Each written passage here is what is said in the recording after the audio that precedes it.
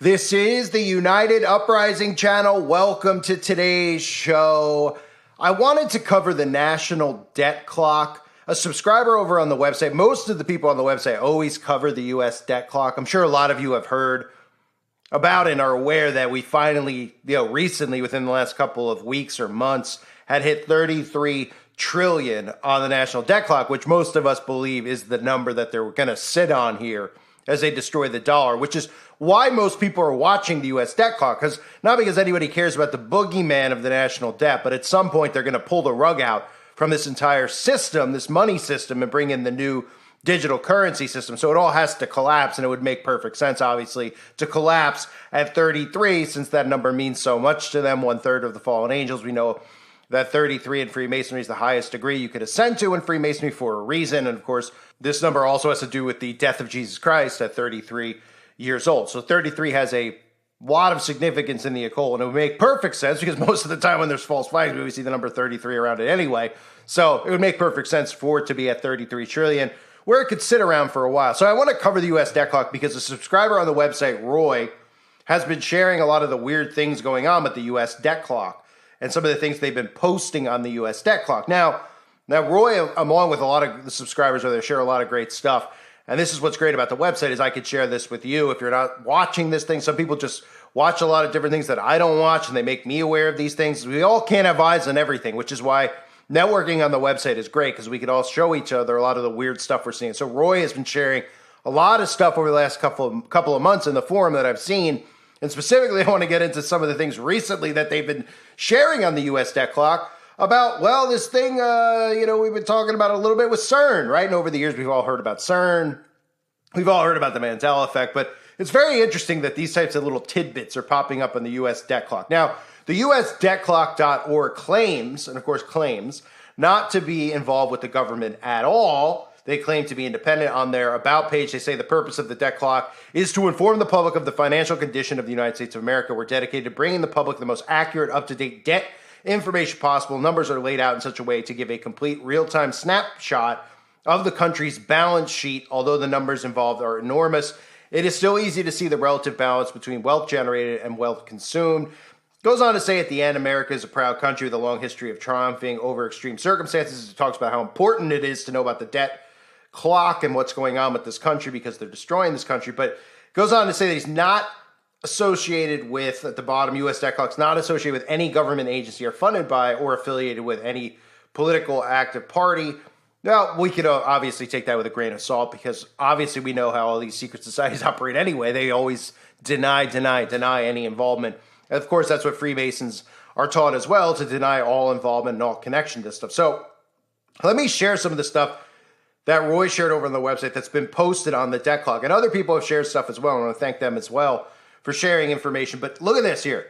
At the tip, so in other words, you go to this app or to the website to see what the current national debt is at, and it continually clicks, as you can see on the screen. It continually goes up. How does it work? Well, the guy claims it goes through an algorithm. Who knows?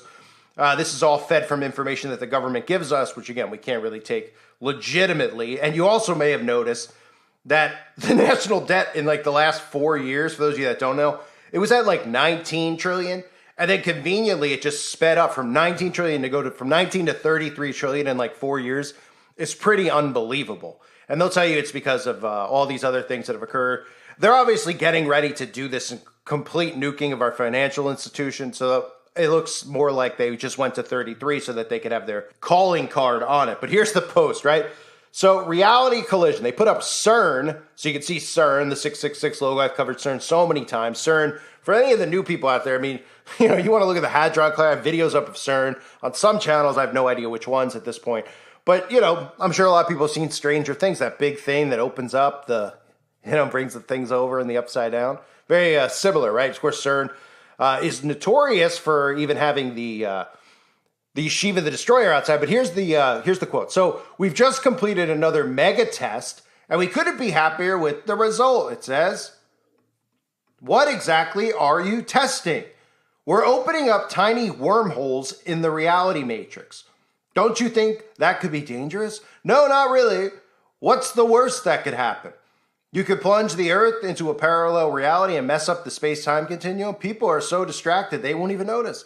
oh yeah, where did the S in depends go? And then you see, and I think I used this recently, the clip in the video I talked about the Mandela effect, and just some of the things about it, because I know a lot of people automatically will dismiss it as a psyop, etc. You could have whatever opinion you want on it. Nobody could argue the fact that some of these things aren't weird. And we know with Cern and with some of the other crap that's going on, obviously they can cause mismemory and things like that too. But, you know, it's a debate to be had. If that's something that interests you, there's a lot of channels that go into deep detail about it.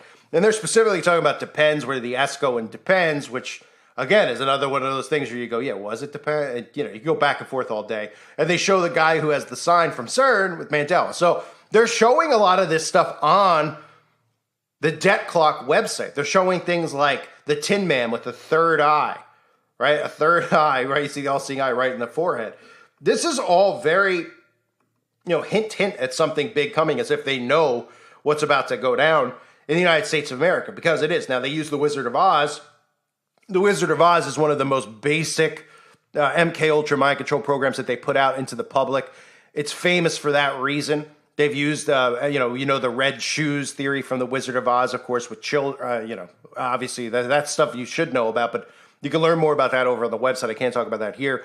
We also know of the man behind the curtain, right? Everyone thinks of Oz, the man behind the curtain. Well, they're showing you the man behind the curtain right here. The man behind the curtain is the one who's going to be responsible for destroying this entire economy, which again brings us into Mark of the Beast territory, enslavement system, total tracking, total control. So they need to destroy this by design. And then it says money creation is a scam, right? Which it is.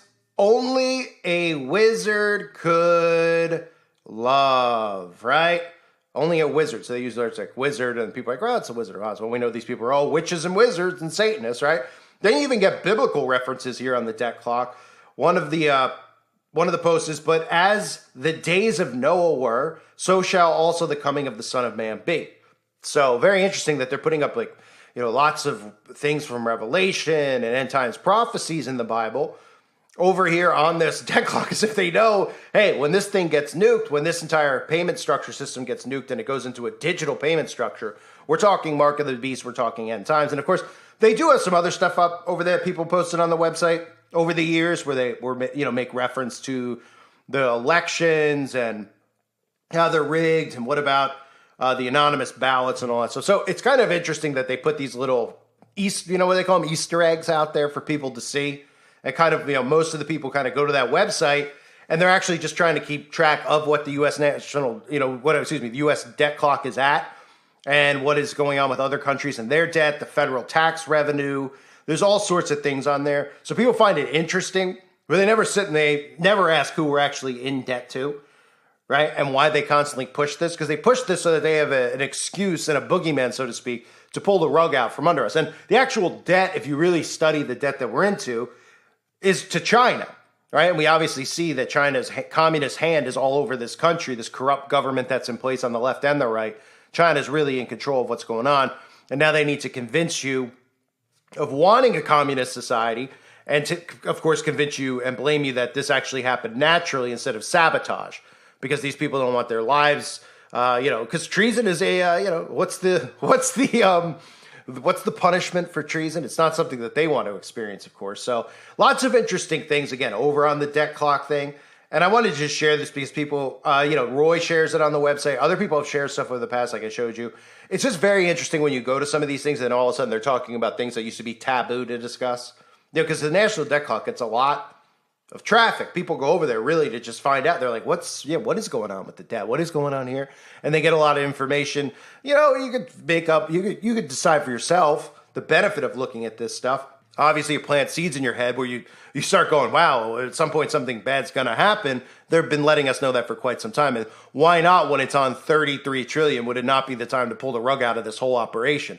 It would make perfect sense. They'll never come out. That's one of those things they never come out and talk about. It's the number 33, coded 33. You know how they make mockery? They'll bring up things like Mandela, the shape of the earth. They'll bring up crisis actors. They'll bring up pizza. I've never heard them come on TV and ever talk about the number or numerology involved with 33, ever.